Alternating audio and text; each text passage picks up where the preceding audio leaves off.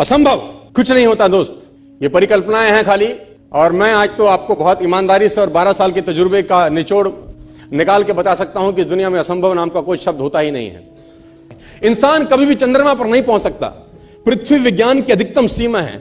Doctor Li दी forest मशहूर वैज्ञानिक हुए, बहुत बड़े साइंटिस्ट हुए, एक स्टेटमेंट इन्होंने पास किया 1955 के अंदर, 1955 ही पास द स्टेटमेंट कि इंसान कभी भी चंद्रमा पर नहीं पहुंच पाएगा। It is impossible for a human being to cross Indian globe, earth globe, और पृथ्वी विज्ञान की अधिकतम सीमा है। लेकिन किसी बहरे ने इस बात सुना नहीं और पहुंच गया एक आदमी अपना बस्ता उठा के, जिसका नाम था इन 1969। और उसके बाद तो स्पेस जर्नी ऐसी हो गई जैसे आप और मैं अभी पतिया और बैंकॉक चले जाते हैं। लॉर्ड केल्विन बहुत बड़े साइंटिस्ट हुए, उनका स्टेटमेंट आया कि सिर्फ पक्षी उड़ान भर सकते हैं, हवा से भारी मशीन का उड़ान भरना असंभव है। इट इज इम्पॉसिबल कि हवा से कुछ भी भारा हो और वो उड़ सके, क्योंकि ग्रेविटी उसको गिरा देगा। लेकिन तमाचा मारा इन लोगों ने, तमाचा मारा और लिख के दिया कि हमने साइकिल के स्पेयर पार्ट से इंसानों को पक्षी बना दिया, साइकिल के स्पेयर पार्ट से इंसानों को पक्षी बना दिया। 16 साल लगे राइट ब्रदर्स को जहाज का निर्माण करने में। लेकिन इन लोगों ने उसकी बात नहीं सुनी कि जो कहते थे कि वायु का सिद्धांत तुम्हारे विपरीत है।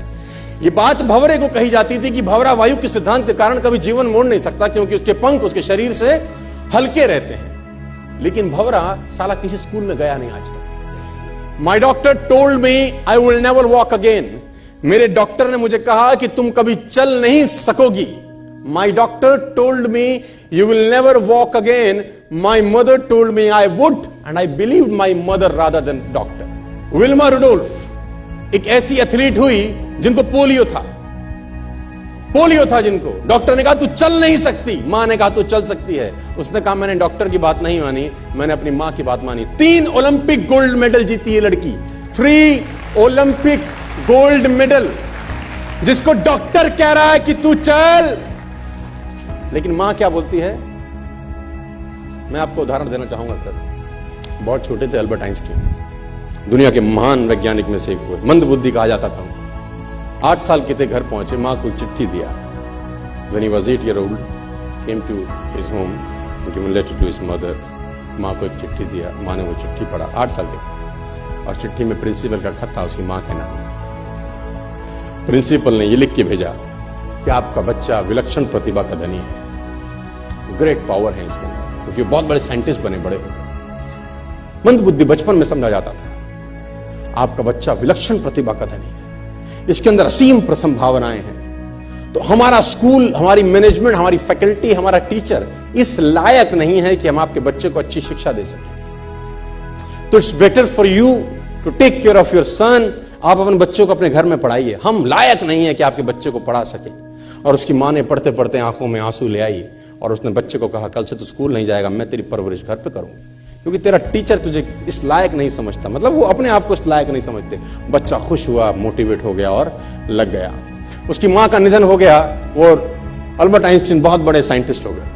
अल्बर्ट आइंस्टीन जब बहुत बड़े साइंटिस्ट हुए तो मकान शिफ्ट कर रहे थे अपना, और जीवन का सच्ची घटना वो अपनी ऑटोबायोग्राफी में लिखते हैं कि जब मैं मकान शिफ्ट कर रहा था तो एक ड्रॉस के अंदर मुझे वो व्हाइट कलर का पेपर फोल्डेड अवस्था में मिला।